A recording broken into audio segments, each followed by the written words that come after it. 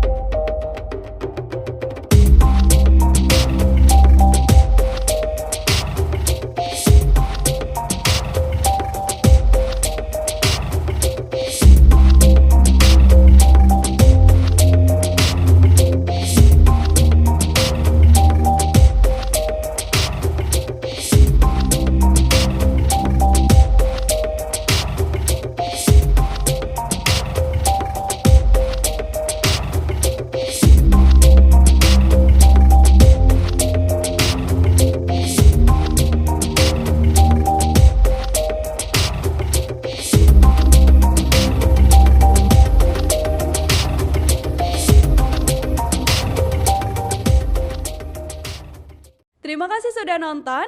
Jangan lupa like, subscribe, dan share ya.